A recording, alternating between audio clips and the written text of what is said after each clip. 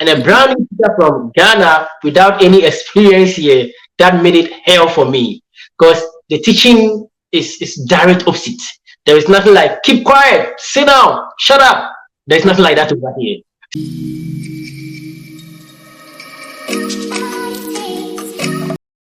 Okay guys, welcome back to my channel once again. You know the name is Priscilla Kuma. I'm a registered nurse. I come from Ghana. I'm based in New York State where I practice nursing. I happen to sit down with a fellow Ghanaian who is also in USA here, and he happens to be a teacher. Over the years, I've shared how to work in the USA as a teacher and also brought somebody who is from Jamaica to tell you all about the process. I'm so delighted to have a fellow Ghanaian who is teaching here with the education he acquired from Ghana.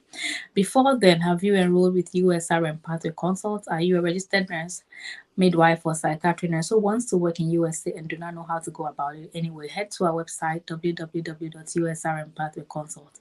And do you know about our upcoming Career Expo happening live April 14th at the GRNMA head office? 8 a.m. to 5 p.m. anyway. I'm going to be live there in Ghana for that program. So head out to our Facebook page, register to show your commitment. This is a free program. We are not charging anything at all. That is just by the way. Abuaji, welcome to my channel. He's a celebrity. His face is all over known in Ghana media. And I'm very privileged to have you on my channel. Thank you. Please introduce yourself to my viewers. Well, I'm Owusu Abuaji, a teacher from Ghana, and I still teach here, family man with 2 boys. I live here with my whole family, my extended family. My parents are here, everybody's here. So that is me. How did you even decide to relocate to USA? What triggered that intention? As I said earlier, I had my family here, my parents, my big brother. The intention was to join them somewhere 2009, but I was a little bit reluctant, and because I was okay and I was not under any pressure. So, well, I didn't show so much seriousness until somewhere 2015, I began to take this issue very serious. And fortunately, things worked, and I came to join my family. You know, as we grow, the demands and the needs keep on increasing. So you need a place where you need something that can address all your basic, at least your basic needs. So I thought of joining the family in the United States, which could be the easiest way for me to meet all my necessary needs. Yeah. So let's go to your teaching career. You schooled in Ghana, and I believe you were trained as a teacher. What kind of training college did you go to? Is it tertiary? Did you do education, or did you go to the teacher training directly? I never attended a teacher training college. That's what they call the training college. I went straight to University of Education, Winneba, to be trained as a professional teacher. So I had my teaching certificate from University of Education, Winneba, in the Central Region. And what program did you study, or what field did you study? B.Ed Art, that is art education. So I was trained to handle art students, let's say visual art students. So I majored in graphic design, but the areas that I attached were leatherwork and general knowledge in art. So I was teaching 4 subjects in Ghana.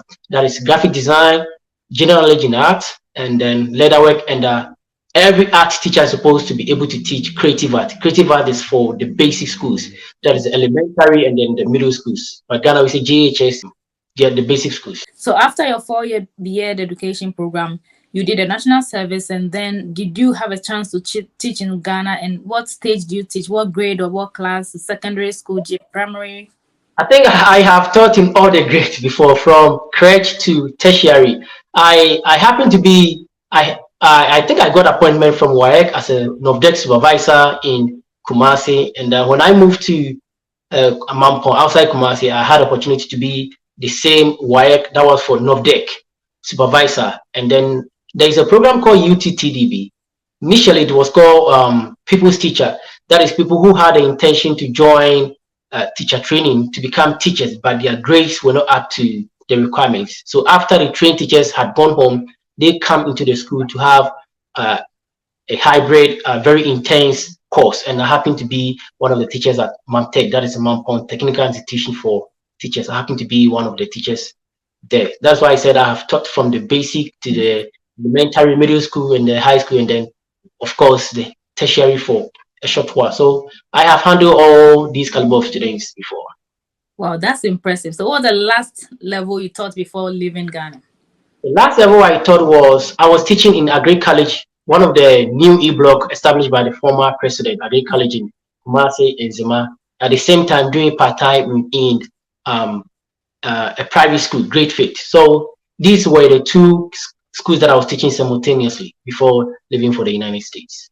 Wow. So let's fast forward. You came to America. You didn't start your teaching process before coming to America. You came to America before trying to find a way to teach. Is that correct? Exactly. Okay. So if somebody who is already living here or have plans of coming here or is interested in teaching in USA, what is the process? What did you do to be able to convert your Ghana education to the American level to be able to teach in America? You know, when I got here, I was caught by that cancer, the cancer of we Ghanaians not liking, in quote, researching. But I was fortunate, my big brother had already gained his doctorate degree in finance, so he was well equipped. So he told me, if you want to go back to the teaching field, you can do it. If you want to join the military, you can. Architecture, you can. And any of these, so let me know. So take a stand and decide.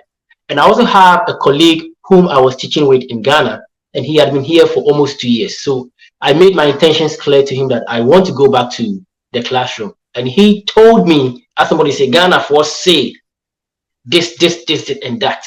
So I also had a family friend who was teaching in Ghana, had opportunity to teach in South Africa, and the Americans went for him. So they took him directly from South Africa. So I declared my intentions to him, this is what I want to do. And he confirmed, as initially I was thinking, that I should go to my nearest district office or central office and make all those inquiries. And I did that. They asked for my certificate, and I showed them my certificate. And these were the words they said, these are the people we want. So I did not rely on speculation or hearsay. I went to the central office that I want to teach. What are the requirements? These are my certificates and my CV and everything. And then they gave me the link to apply for the field that I qualify to teach. And I was here 2018. The following year, 2019, I was teaching till now. So this is how it happened. Wow. It's very good to do research. As you said, it's a cancer. Most of us don't read. Even when we put the thing on paper, people still go and ask you. They want to hear from somebody. And the more you do that, people mislead you with all sort of information. So you took a bold step by going to the right source and asking. So you just gave them your documents and that was it. They didn't have to evaluate any paperwork or anything to confirm. You see, initially I told you that I had a big brother here who was educated. So before I came here, he had already made me send my transcript to be evaluated, so it was ready for me. So I was fully prepared. Even when it comes to regards to driving, he sent me the DMW book to read. So before I got here, I had already prepared myself.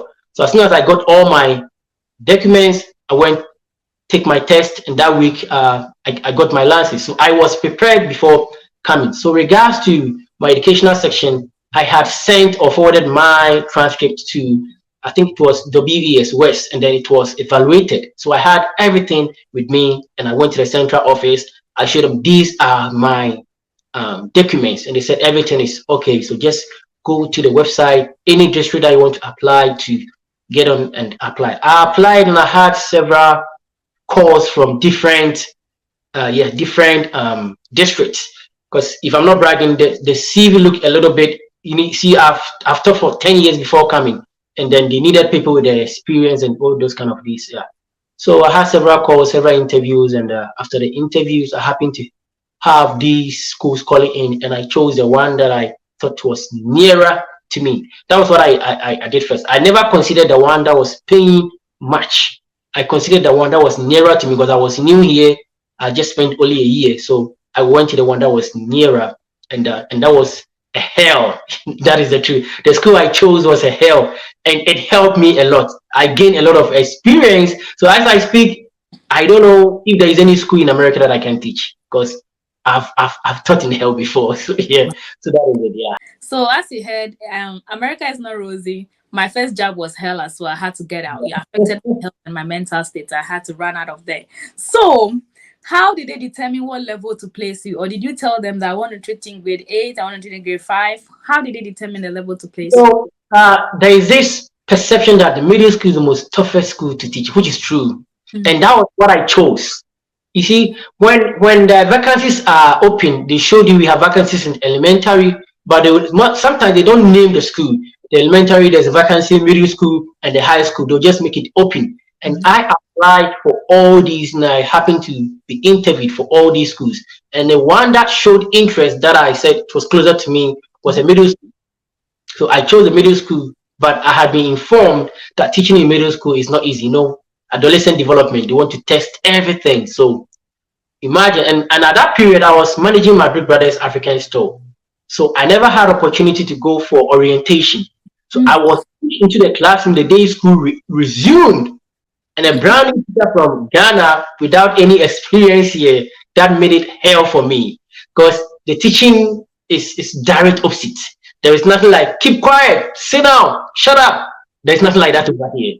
So whatever I was saying, these kids were not listening. So this is how it all started. I chose the one that was nearer to me, and I did interview for all these levels, and then I happened to choose the one that was nearer to me. The nearest was the middle school, and I went there. So I would like to hear more details about the hell and how it was, and how long you thought at that place, and when you finally got out. So you've taught in all these fields in Ghana and USA. Can you highlight some of the differences and how you said it was entirely opposite? What are some of the things that made it very opposite and hard for you to fit in? I have realized that every country creates their law, make their law constitutional according to their customs or traditions. So in Ghana, according to when I was teaching in Ghana, there was nothing called child's rights. Child's right, it wasn't there. There was nothing like that. And over here, the school system is basically about child rights or the child's right. So that make the whole thing directly opposite. In Ghana, you dare to sleep when the teacher is teaching. If you start dozing off, you have to get up, stand at the back of the class. When you think you're okay, you come back and sit down. You can't just walk out from the class. You can't come to school with a phone. You can't even come to school with a phone, regardless your level. I remember way back in university, sometimes lecturers were seizing phones from university students that we were disturbing. Here, it was kind of different. So everything that was applied in Ghana was not applied here. And everything that was applied here was not applied in Ghana. So it wasn't easy. So my first 2 months, I lost weight. So my mom asked me, what is going on with you? Don't you eat? I lost weight because that was a nurse in America here. As a teacher, when you're going to school, the first thing to have in mind is, how am I going to have a successful lesson? You have to be reflecting on your objective or your goals. But instead, I'll be reflecting, how am I going to manage these kids? You'll be thinking of managing these kids instead of the lesson, because it was hell. And then what thing I observed was that every school that has more black population, more trouble. That is the truth. And not black as in African blacks. The Akata for when they had in that school, they had like just 25%, just 25%. But it was hell. It was hell. If you hear any two students fighting, it is either two blacks or a black and Hispanic. Most times the black is guilty. Most times, not most all the time, but most times they are guilty. The minority problem. It was a different scenario. And then so that is the toughest or the challenges or the negative aspect of the teaching. There was nothing called child right in Ghana, but child right was here. Even in Ghana, sometimes we could go to hostels or dormitories unexpectedly to do inspection of phones and do stuff. But here, there is nothing like that. If a student is on phone and you ask them to put the phone away, sometimes they refuse and they begin to challenge you. And they ask you, are you the one who bought me the phone? You can't beat them. You can't touch them. You can't pinch them. There is absolutely nothing you can do physical. Everything the only thing you can do is verbalize communication. Consult parents first, consult their counselor. If it gets worse, then you get them a referral to administration. That is nothing you can do. And these students sometimes they have made up their mind that there is nothing that can change them, because they know that the least that will happen will affect their parents, not them. But in Ghana, the punishment was affecting students directly. But here, the punishments were affecting parents, because it's like you have refused to train your child, so it must affect you. So students were given after school detention. That means You will not be allowed to go home. School closes at 2:45. You stay till 5:30. Then your parents will have to come and get you. It means parents will have to stop working and come and pick the awards. That means you're going to lose money at work because you're coming to pick your awards. And sometimes students were given 3 days or 4 days or whatsoever. But in Ghana, you can just punish the student instantly to put fear. But all these things, they have the negative and the positive influences.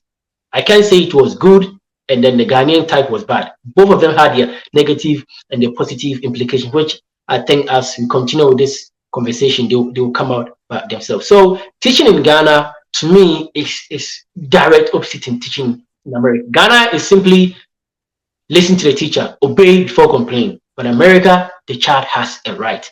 I remember a child once told me, what I'm saying doesn't make any sense. But I was asking myself, how dare you in quote tell a teacher in Ghana what you are saying doesn't make sense?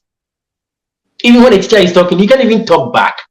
But here they can tell you what you are teaching doesn't make sense. See, yeah, so they have something called the inclusive. Even if a student refuses to do a classwork, give them 15%. The person can fold their arm akimbo.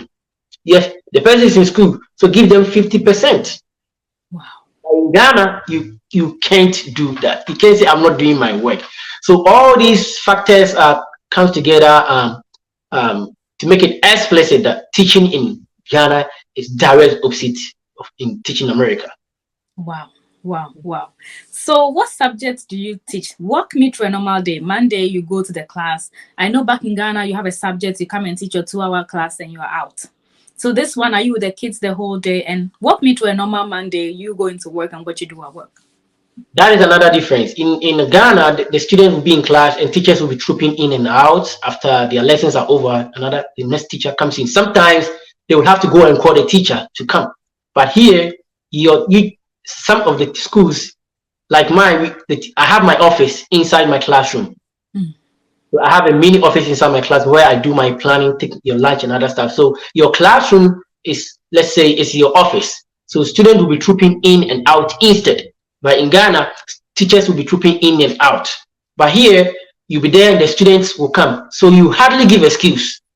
But in Ghana, students can go and look for a teacher and he might not be around. And the student will have to stay in the class, blah, blah, blah. But here, the students are coming and you have nowhere to go. So you can't call your colleague teacher, Jack, I'm away to Makola, KJT, so take care of my kids. No, there's nothing like that here.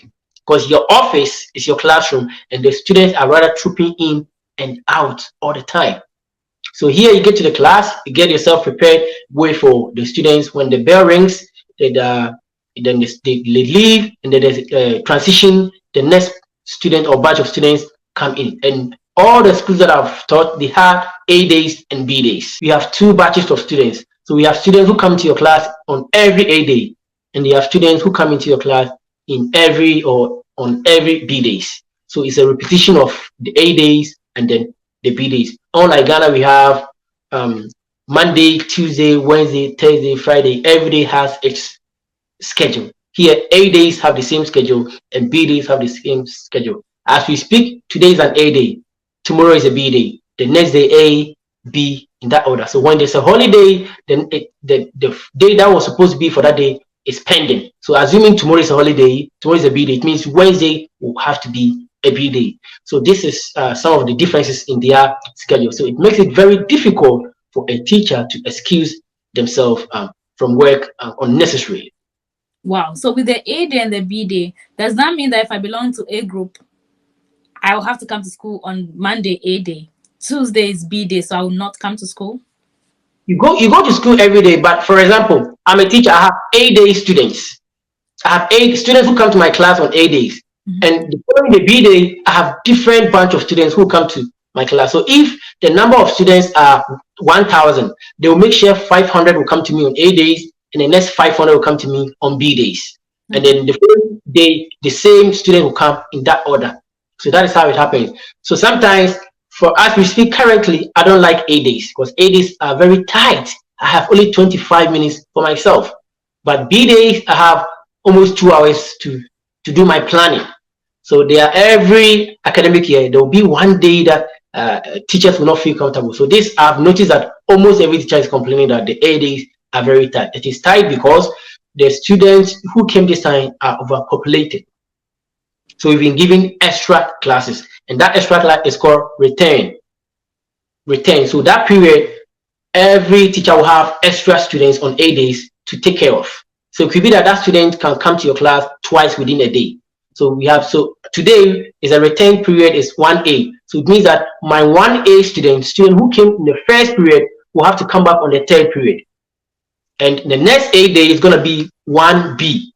And the next 8 days is going to be 2A in that order. So that is they've made the curriculum or the schedule to the extent that it can accumulate every student in the building for the time being. And that one is classified as extra class. So you are being paid for that extra class. You understand? Wow. Good. So that is how the money they are scheduled in terms of the A days and B days. Wow. So I think this is geared towards controlling the numbers. So what's the biggest size of class you've ever taught in America? Here, the biggest size that I have here is either 31 or 32. Okay. Mm-hmm. That's even big, because some places the class they're like 12 or 10 in a class. But as a Ghanaian teacher with 10 years experience, I'm not going to talk about it because I've taught 79 students before. My least number of students in Ghana was 45 in all, 45 students. So when I see teachers complaining 32 is much, I'm like, what? Wow. 32 is nothing from where I'm coming from. Mm-hmm. Wow. So Monday you go to work. What time to what time do you go to work? Teachers are supposed to be in school between the hours of 7 to 3 p.m. It has to be 8 hours, 7 to 3 p.m. You have to be there before the students come, and you have to be there till all students have left the premise. That is, the bar is supposed to leave by 2:55. So by 3, every teacher has the right to leave the building. So it's 8-hour shift. Okay, and how many hours or minutes break do you get as a teacher to go and eat? Normally, it's supposed to be 1 hour 30 minutes. Okay.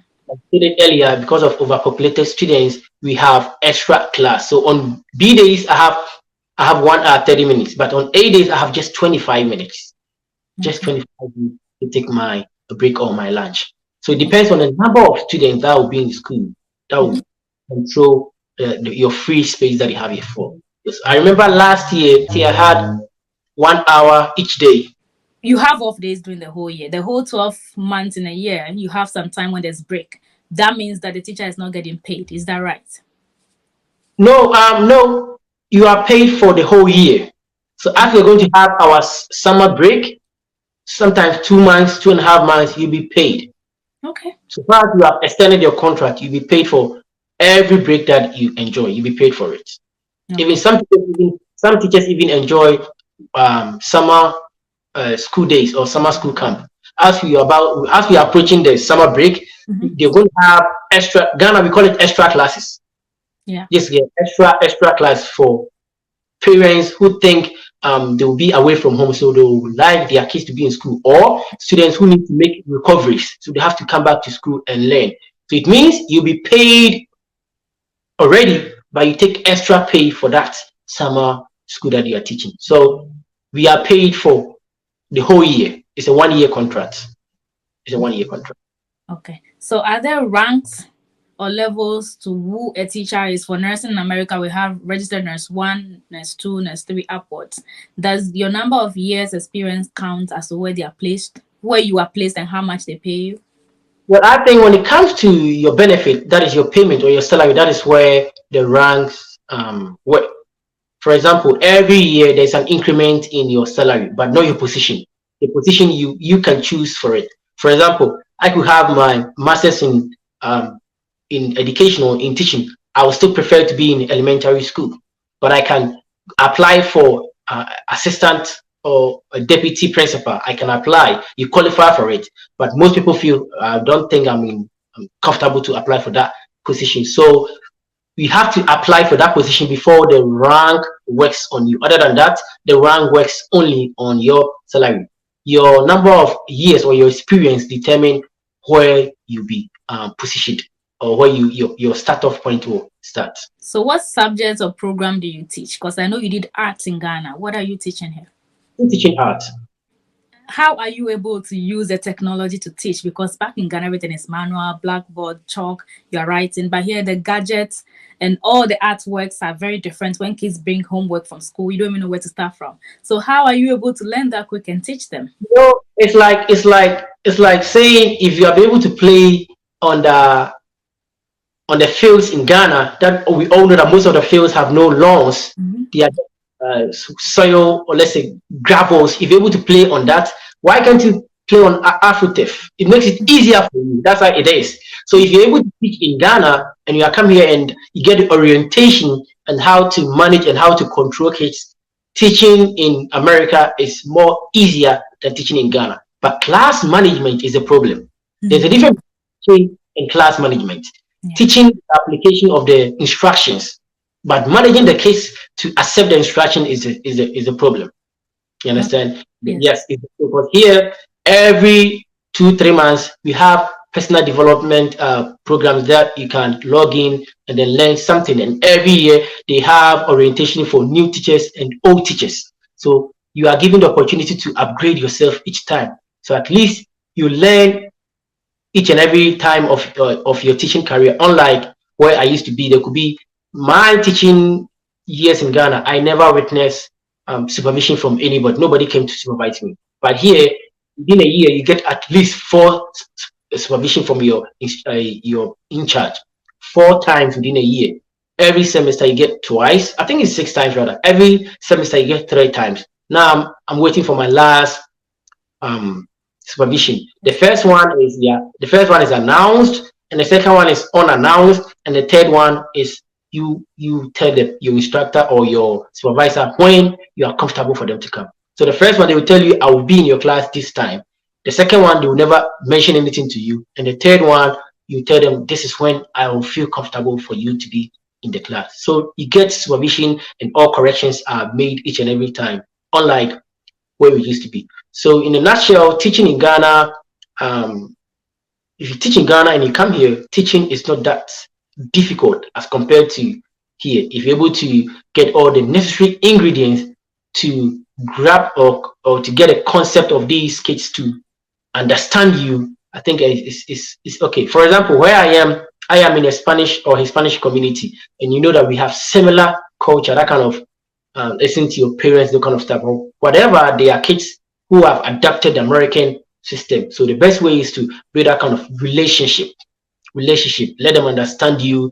Let them know you understand them. Let them know you. For example, on Ramadan, sometimes I dress like a Muslim. And so every Muslim student in school, they think I'm a Muslim because when I see them, I greet them, Assalamu alaikum. So they thought I was a Muslim. And sometimes they ask me, so, no, I'm a Christian.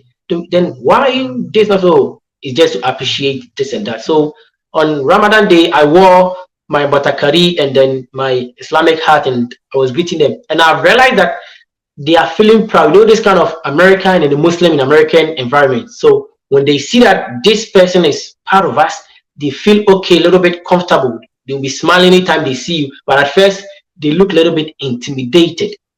But now they feel like there's a teacher who is one of our own. In my own African kids are happy to see me. My own Ghanaian kids are happy to see me. When I see them, I give them to say they wouldn't know what to say. Because I force them to speak the tree at least a year.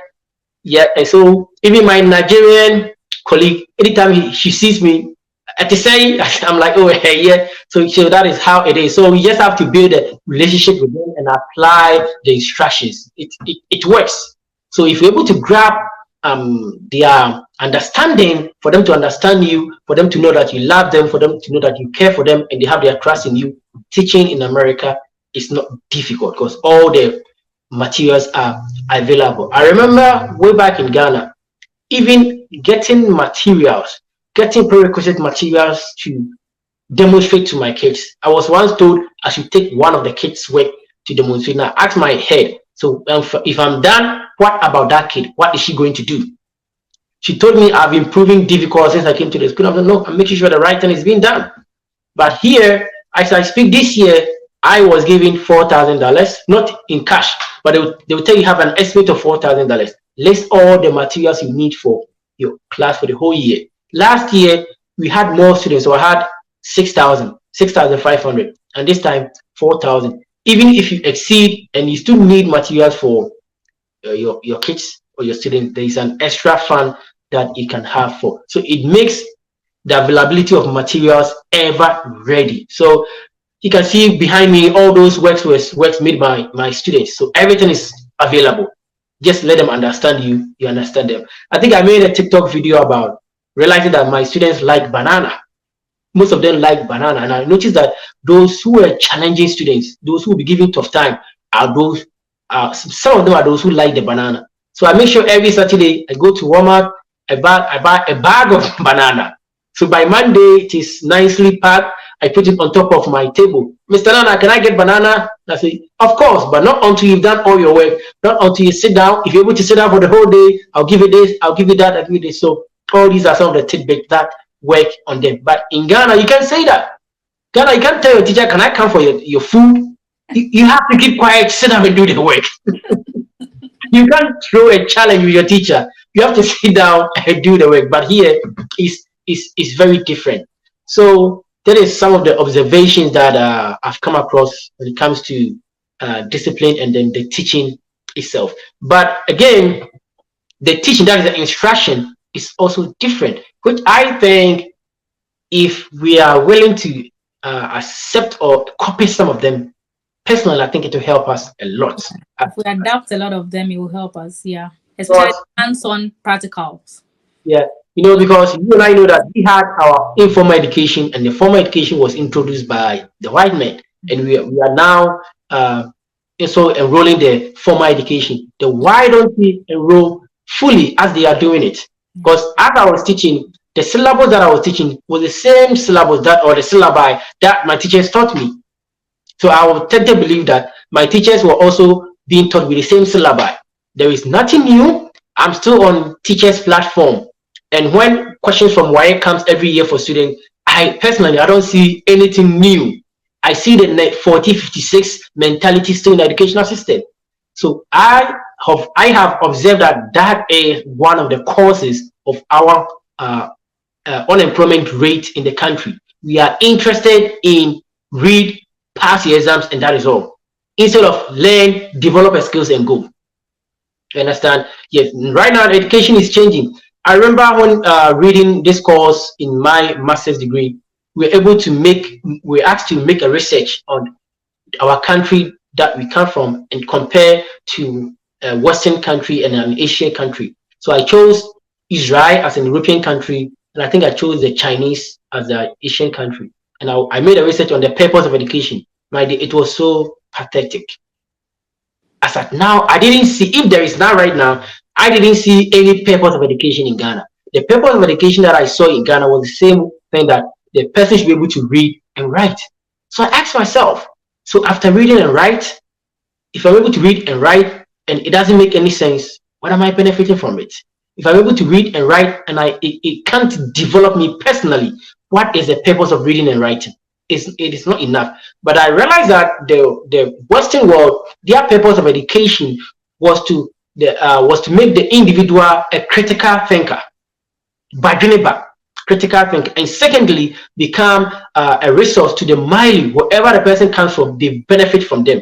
That is why, if I take America, for example, they have produced so many critical thinkers who have been able to come up with varieties of companies or jobs, and they can't even have people to employ them. So they have to come out with something called the US lottery to get people who are well learned, who are well equipped, the people who they think they can use their mentality, bring them here to occupy those vacancies.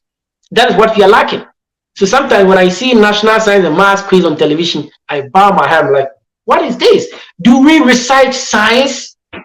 Science is a practical lesson, but in Ghana, we speak science like a poem. Sad. It's really sad. And go ahead. And I was overwhelmed when I've forgotten that man's name, who was making an introductory that it's a something competition between them. Like, what? In this modern era, we don't compete anymore. It's about collaboration. We collaborate, we don't compete. Everything about Ghana is competition. Our educational system is basically about competition. This school, this This school does that, this school did that, this class is best, this class is that. That is what we all know. Competition, unnecessary competition. And that is killing the spirit of most students. But I don't know if we don't know or it's just a deliberate. I was a victim. When we went to GHS 3, we were divided into 3. The excellent, good student should go to A, the average should go to B, and I was classified as a below average student. My bon, Kiminko C. Yeah, I condemned Yanko C. And my spirit was, I felt so damned because we were tagged that you people are the dummies, so go to C. So the energy that a teacher will spend on A will be different from B and different from C because we were tagged, said these people are condemned. So it's like, yeah, and our mates in A and B always look down upon us, which was wrong. So I think even that has affected a lot of people who might not be able to come out to say it.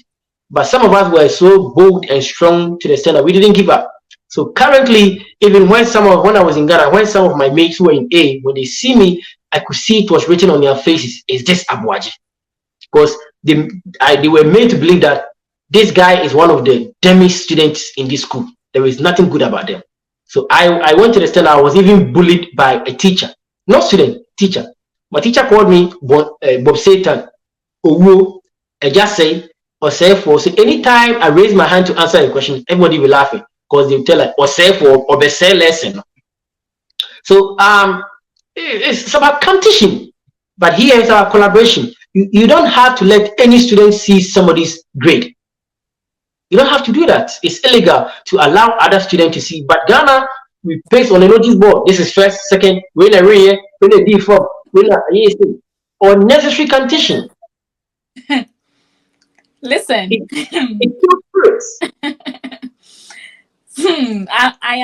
I've been nodding my head. My head is gonna fall off. I relate perfectly to everything you said.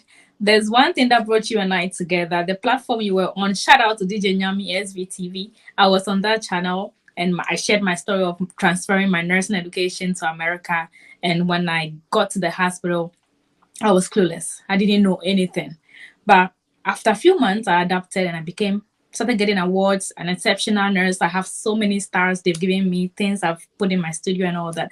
So this ground, there's no grade A students, grade C students. It's a level ground where all of you can propel. Somebody might not be good in cramming, but they might be good with their handwork. They are critical thinkers. There are some kids that I had a cousin stay with us. He's very good in fixing phones, but he can't even recite ABCD. Somebody like that, you have to find his skills and grow that and nurture that skills and let him become somebody. But in school, they condemn him because, he doesn't know anything.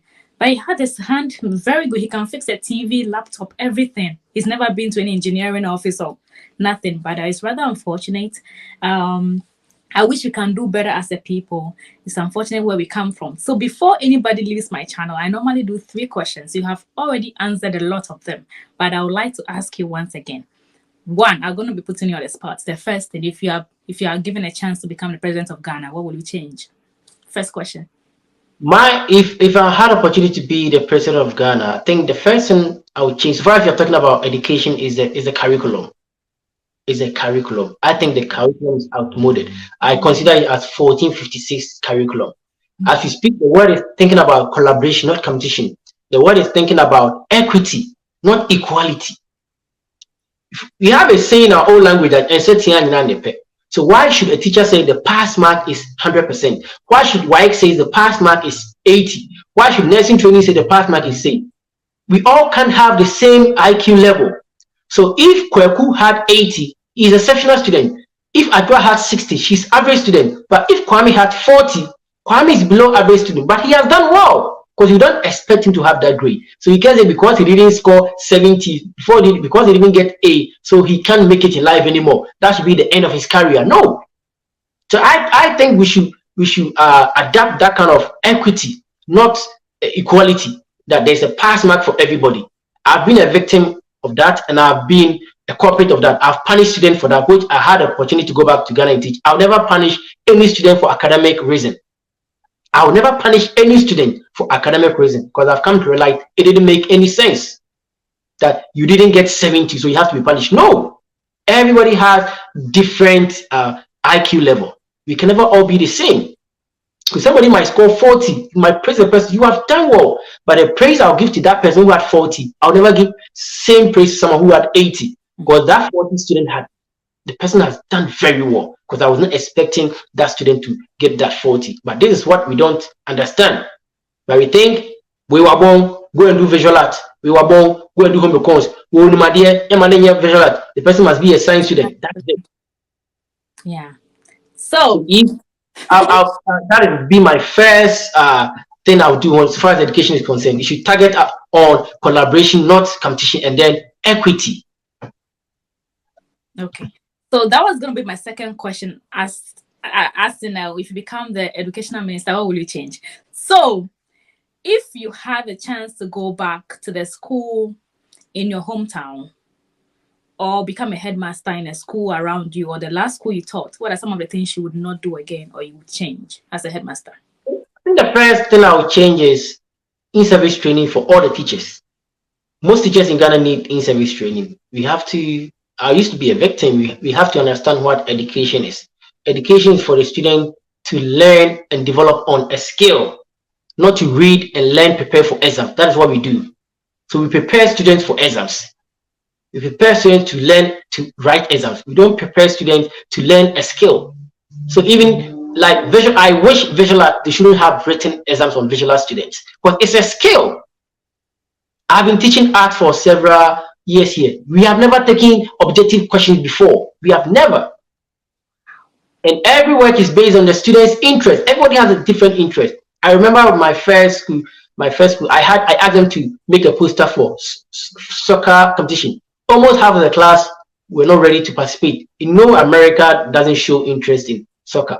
So after reflection, I was wondering why they didn't want to take part in this activity. So I made it very open. Make a sports poster of your choice. And everybody was working. And half of the students chose basketball and football because that is their interest.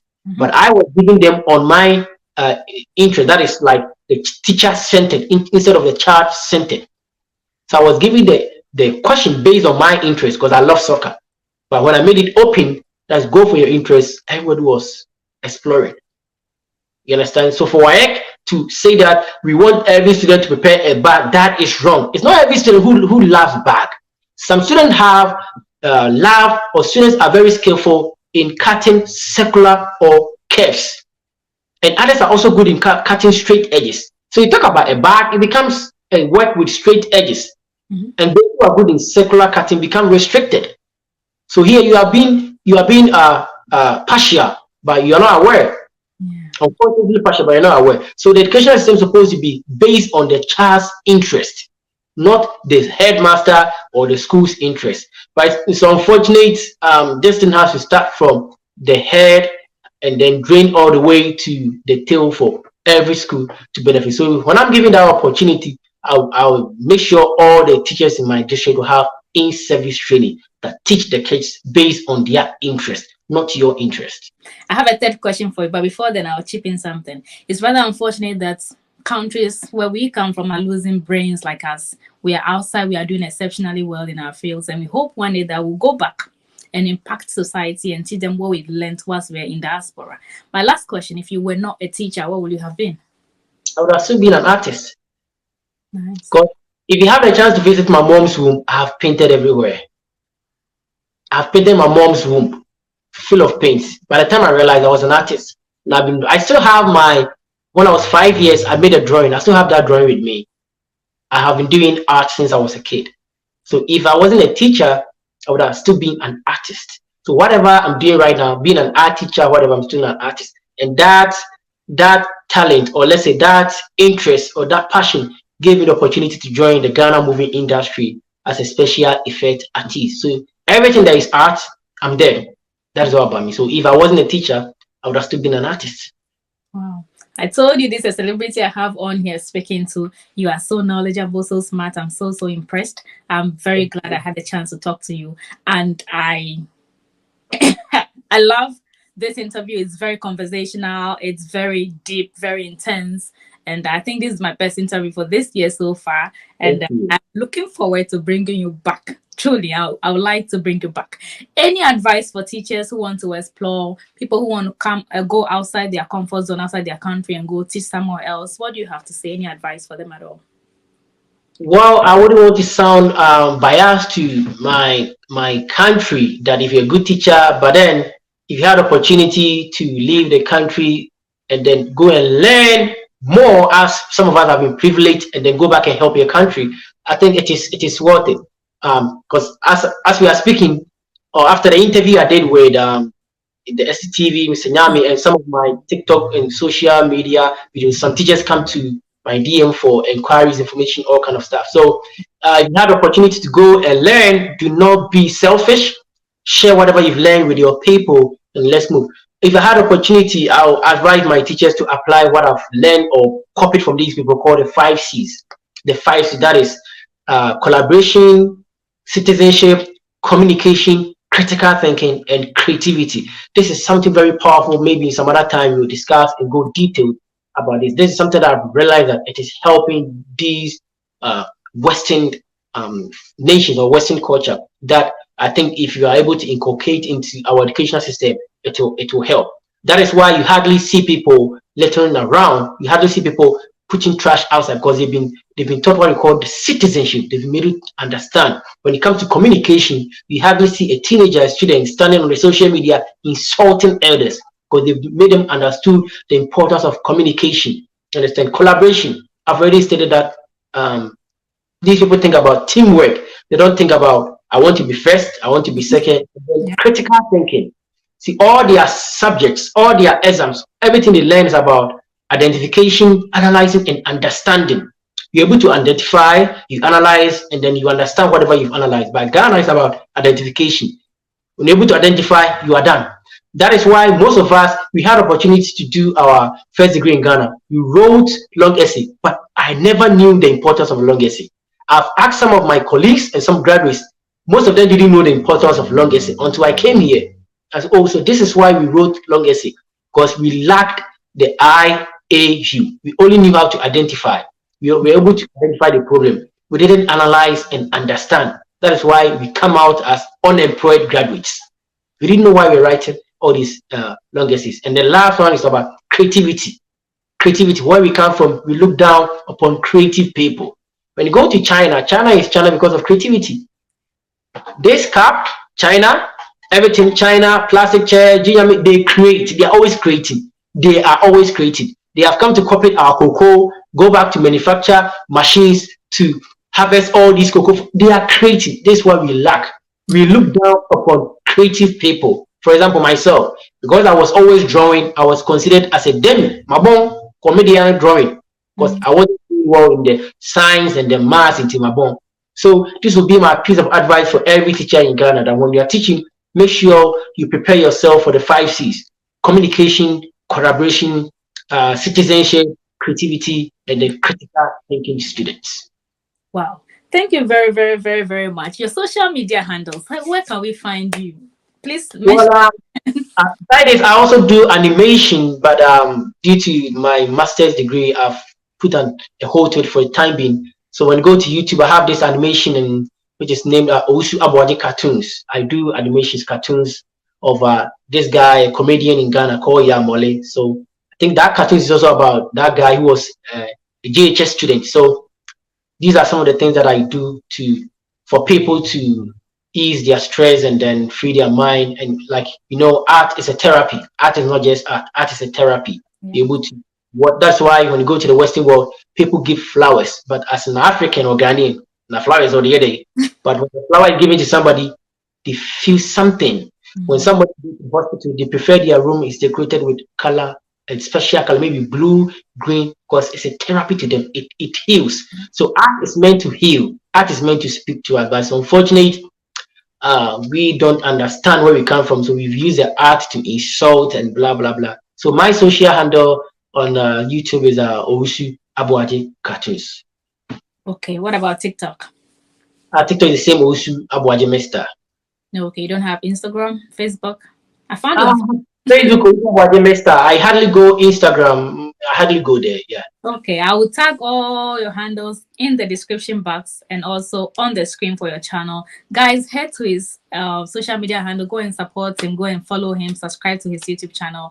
These are brilliant people. You can just tell he's extremely brilliant, and I'm glad you found yourself in a country where talent is identified, where somebody's given an opportunity and you can turn it around. So we were all in C class, but here we are performing as A students. I was also in C, so I could relate to whatever you said. Thank you very much. I cannot wait to bring you back. Thank you. Welcome.